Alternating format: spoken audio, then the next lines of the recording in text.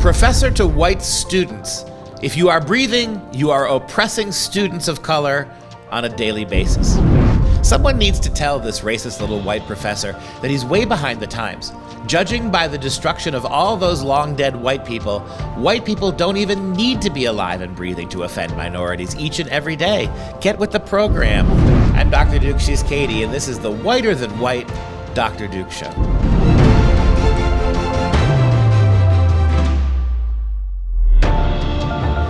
Hello, people of pallor everywhere, and welcome to the Dr. Duke Show, the only program that keeps you educated on the craziness impacting K-12 classrooms and college campuses around the world. Today's show is sponsored by the very white Mike Lindell, and even his pillows, Katie, are white. Oh my gosh, white supremacy. Mike Lindell, seriously, and our friends at MyPillow, you can save up to 66% at mypillow.com when you just enter the code. I have a code. I'm coded. I'm part of the code revolution. All you got to do is enter DRDUKE, that's Dr. Duke, DRDUKE, and support us by supporting MyPillow.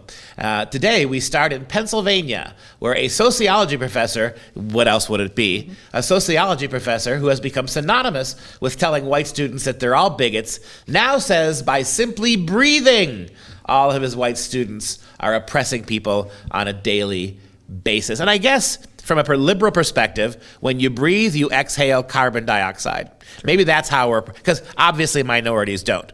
I mean, when minorities breathe out, it's sunshine and roses. So that's how you're killing them, right? If you're white and you're alive, just breathing that carbon dioxide into the air attacks, what do they say? Women and minorities hit hardest. Well, it makes sense because there are more white people and climate change and the carbon dioxide, yes, yeah, it is true that it in their mind. And when you said, could it be any other type of, department, English is right up there. Yeah, English and sociology, and there's a couple others. Anyway, this is, as you said, Pennsylvania State University. It is Professor Sam Richards.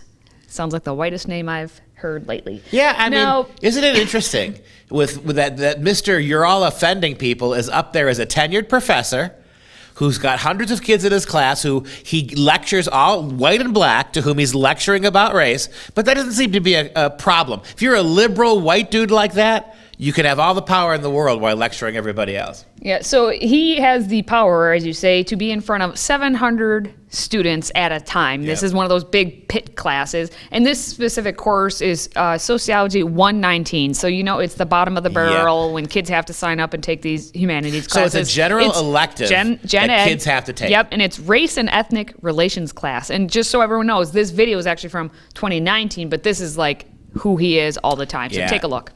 I just take the average white guy in class, whoever it is. It doesn't really matter, dude.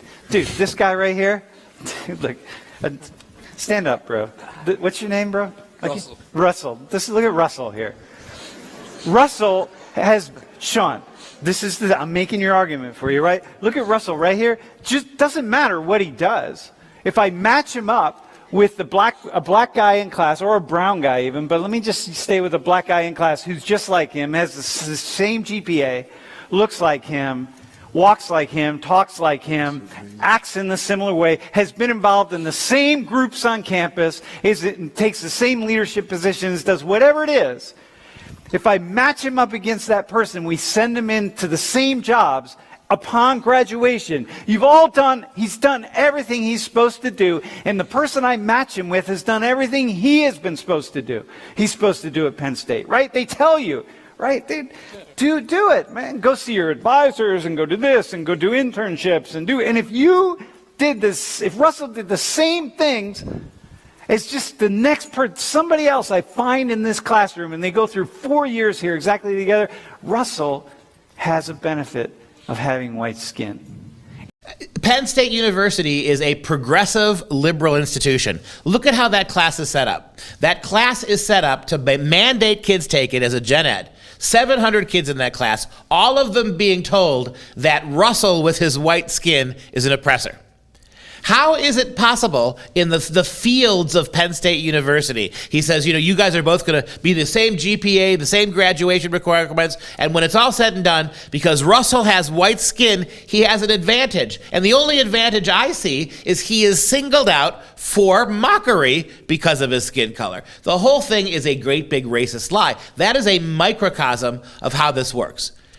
And basically, what he's trying to do here, is a professor, you understand this. He's speaking from that position of power, right? Because all those kids, as you said, are forced to sit there and listen to whatever it is he said. I did enjoy the one student who was like yawning away, but it was a white kid, right? It was a white kid, so he can't handle his own oppression. And you know what? He's fragile. Yawning. There was some carbon dioxide coming out of him. As a white kid is white fragility, by the way, just so you know. Anyway, so in this exchange and what Sam was trying to do, he does also say white people have been like, we're oppressors, we're arrogant, we're really confident or certain, defensive, and dumb. White people are dumb. That's a message. White people are dumb. That's a key message right there. And so he then asked Brian, he was talking to Brian about things, if he'd oppressed anybody that day. So he talked, and the kid, of course, said, no, because why would the kid say, yeah, I've oppressed people today? And of course, that's where Sam got him. He said, you're breathing. Have you left your house today? And boom, obviously that means he's oppressed somebody because of that breathing. And if white people are dumb, how many times did Sam say it? White people are dumb, white people are dumb, white people. If white people are dumb, he's a white person. Yeah. So how is why no one is he called teaching him the on class? this? But that's the thing. So he is able to sit from his pedestal, being dumb, and being dumb, and preach to these 700 kids. Hopefully, half of them are sleeping or skipping. I'm hoping for that. But he's able to do that. All the while, these kids aren't smart enough or whatever. They're just told to take it and not turn the tables and question but you're white. So I mean, not only, what else is really shocking about this video? You got 700 kids. Did you notice people filming? You had people standing there. You have 2 cameras in that class. They are actually putting together this as a production. Mm-hmm. And the entire premise of this is racism. We're calling out white people. I hate to play this game, but just flip it around. If you had a class with 700 kids and a white professor who was calling out black kids, because black is dumb, right? Yep. Black is dumb. This would be a national scandal on the level of anything you have ever seen. The university would be censured, the professor would be fired. He is literally, as we watch these videos, he is literally, not figuratively, engaging in radical discrimination simply on the basis of skin color. And no one in the Penn State universe, orbit, no one in higher ed seems the least bit bothered by this. But dude. How many times?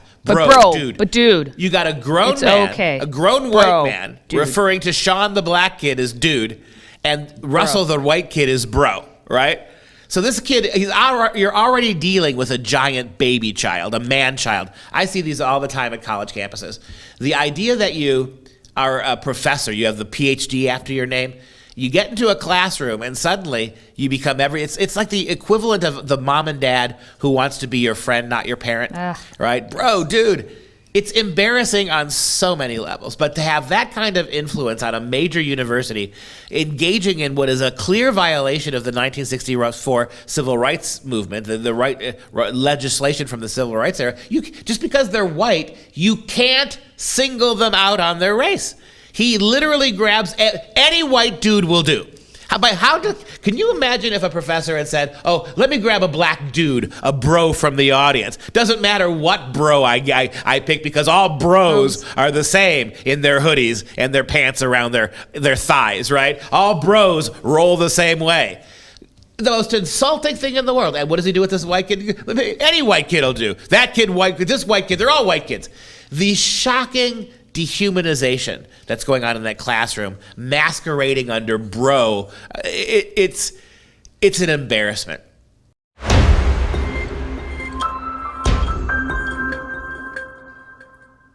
I'd say it's only in the state of Virginia, but I know it would happen in California and New York, several other states across the nation. But for now, only in the state of Virginia can a state PTA member go on a tirade saying, let them die, when referencing either people or parents who simply disagree with her education policy, equity and all that, and then be cheered for it. So you say, let them die to someone who disagrees with you, and a rousing round of applause to you. If I understand this correctly, you have a African American, right, who is telling anybody who questions critical race theory and critical race theory should die.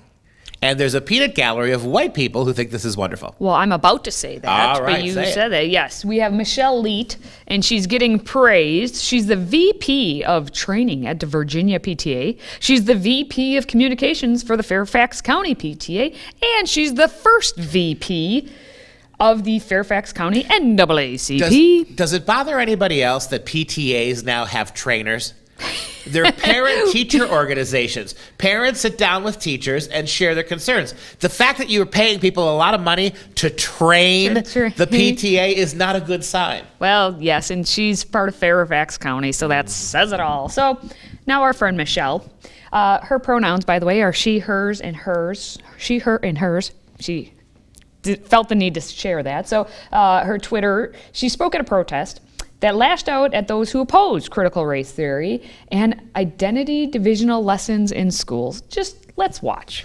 Let's deny this off-key band of people that are anti-education, anti-teacher, anti-equity, anti-history, anti-racial reckoning, anti-opportunities, anti-help people, anti-diversity, anti-platform, anti-science, anti-change agent, anti-social justice, anti-healthcare, anti-worker, anti-LGBTQ+, anti-children, anti-healthcare, anti-worker, anti-environment, anti-emissions policy change, anti-inclusion, anti-live and let live people. Let them die.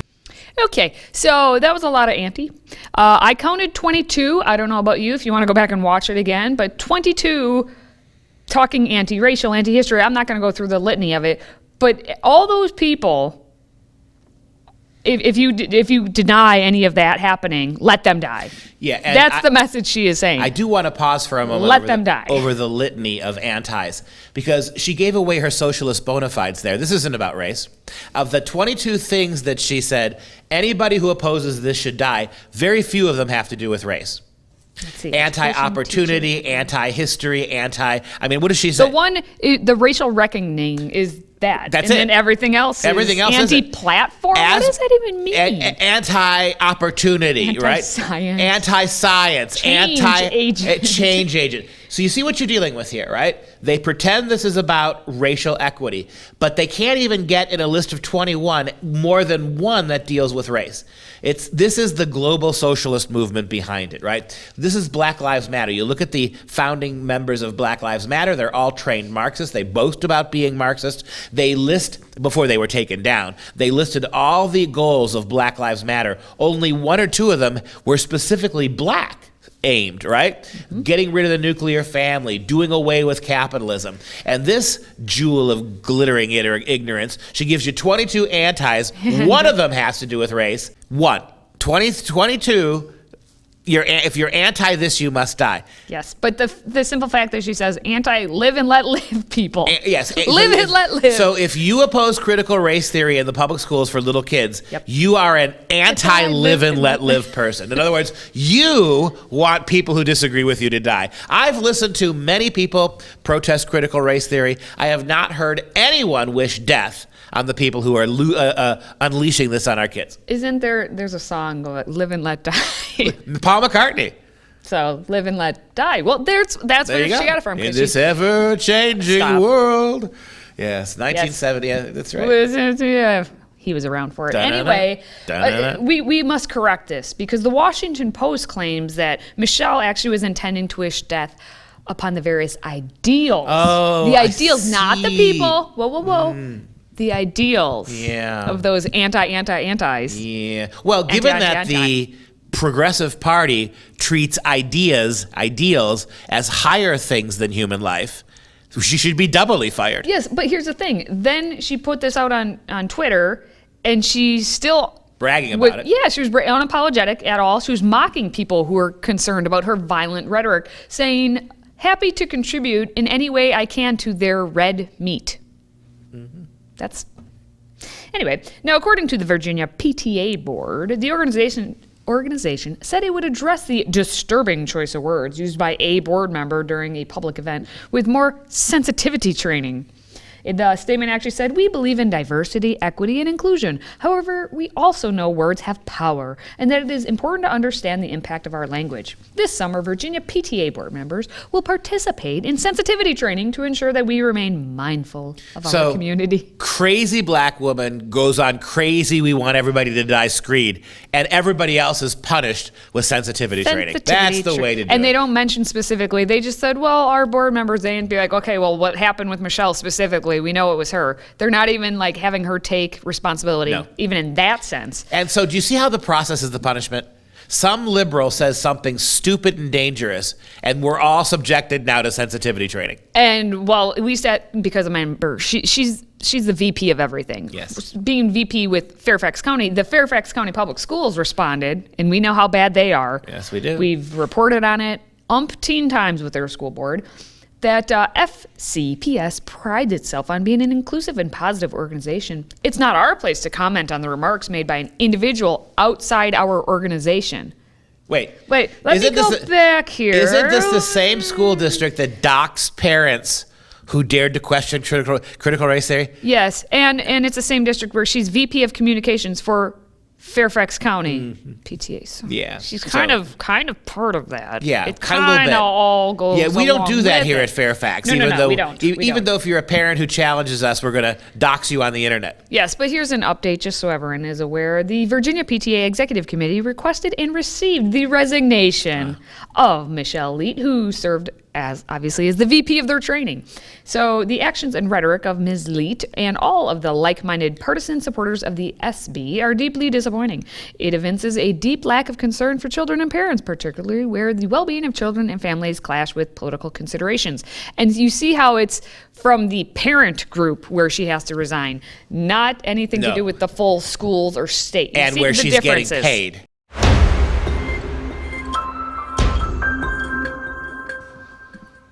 And as we said, we talk about Fairfax County a lot, so why not talk about them again? Where at the Fairfax County schools, they decided to send a PowerPoint to their teachers explaining how these teachers are to implement critical race theory in classrooms. But I thought, Dr. Duke, that critical race theory is not in the K-12 Didn't Randy classroom. Weingarten, the president of the second largest teachers union, tell us it doesn't exist? It doesn't exist, right?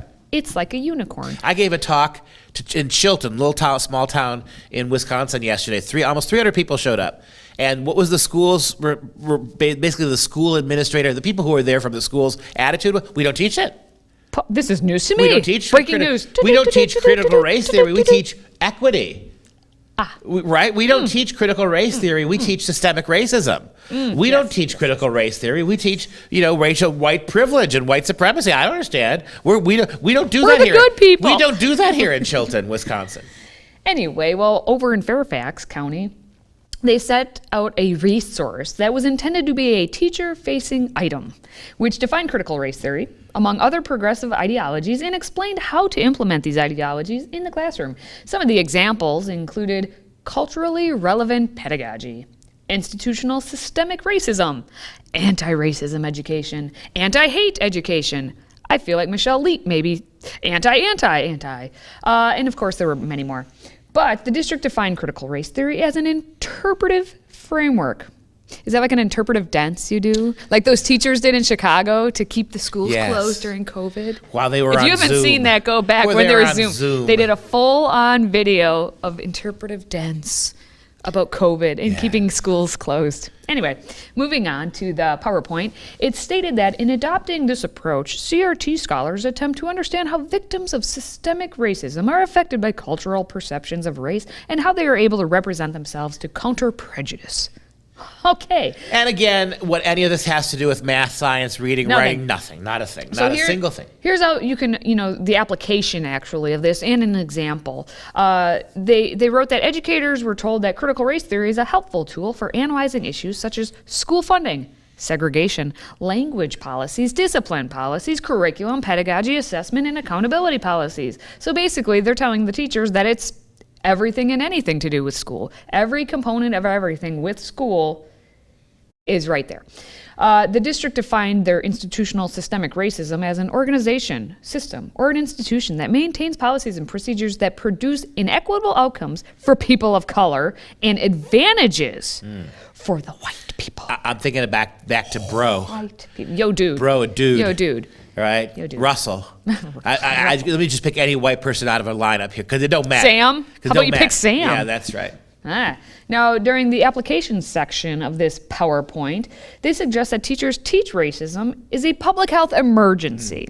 Because we all know that with COVID and the pandemic of last year, well, this is a perfect time to marry the two of them and make this a crisis and make this a public health emergency. So if it's a crisis, if it's an emergency, we must act now.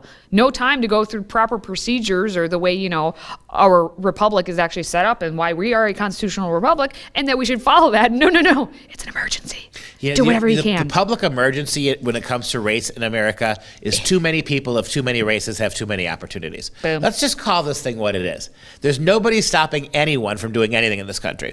No kids of any color, race, or background are being held out of school. When you look at how many set-asides and affirmative action programs and anti-race programs, how many billions of corporate dollars have been poured into grifters like Black Lives Matter, where the money doesn't go to the survivors of white on black violence, that goes to buy Patrice Cullors 4 different houses and fenced-in houses in California, the great Marxist. It's a scam. It's a complete scam. The problem is too much free time, too much liberty, that people have to come up with this kind of garbage. It has no basis in reality whatsoever.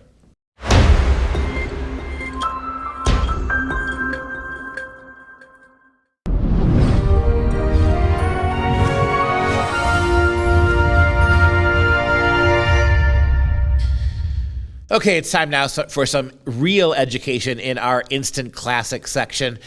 We always wind up with this, try to walk away from the crazy uneducation that's happening in American public schools by trying to giving you some real education.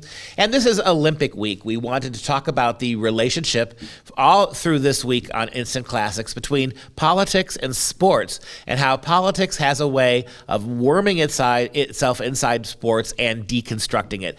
There's a reason why no one's watching these Olympics in most Western countries. It's because they're so deeply submerged under this ocean of political correct posturing. It is unwatchable. You've got the Olympic ideal, where people are supposed to come together under the flags of individual nations, represent those nations in a show of worldwide brotherhood. And what do you get? You get these spoiled and highly pampered athletes who've been treated way better than the average American is. I mean, let's be very clear. You look at the American Olympic team, and you will see an overrepresentation of minorities vis-a-vis populations, right? There's way more than 12% of the American Olympic team that are Olympians who are black. And so these are, again, organizational games where you're promoting multiculturalism at much higher levels than you do in almost any other way. And yet the entire show is about protesting, all of this good treatment, all of this overrepresentation, all of these incredible opportunities generated for so many women, so many minorities. And when you throw women in, it's an overwhelming success for ethnic relations. But all we can do is cry and whine and moan. So I thought I'd take us back to the 1930s games, when politics and the Olympics had real serious connotations. When you had a murderous monster in Germany, a racist who was a eugenicist, just like Woodrow Wilson, by the way, and Margaret Sanger, we'll just leave that on the side for a moment, where you had black athletes being called inferior by the Third Reich. You have the performance of Jesse Owens in the Olympics. Now, Jesse Owens didn't live in a perfect America. He didn't live in America that at that time had fully integrated. And yet he understood what the purpose of the Olympic Games were. He said, and I quote, "I wanted no part of politics." Let me repeat. In pre-civil rights America, one of our greatest black athletes sent over to Germany to face the Nazi war machine said, and I repeat, "I wanted no part of politics, and I wasn't in Berlin to compete against any one athlete. The purpose of the Olympics, anyway, was to do your best. As I'd learned long ago from Charles Riley, the only victory that counts is the one over yourself. That's an Ohio State boy, if there ever was one. Go Buckeyes. Whatever. All right, those are the stories for today. If you have a question for us, please feel free to drop it in the mailbag by emailing askduke@fpeusa.org. And by the way, I keep getting the question again and again, boxers or brief. I'm not gonna torment you anymore. Boxer briefs, best of both worlds. Continue. If you enjoy our content, and I'm kind of doubting it now, please consider joining our Patriot Club. Your one-time $99 tax-deductible donation allows us to keep bringing you these, well, sometimes crazy and weird stories every day. Simply visit patriotclub.us to get signed up. That's patriotclub.us. And of course, as a little thank you, we will ship you our signature tumbler. And that's going to do it for this show. For Freedom Project, I'm Dr. Duke. She's Katie. The freedom of boxers, the comfort of briefs. Stay educated, my friends.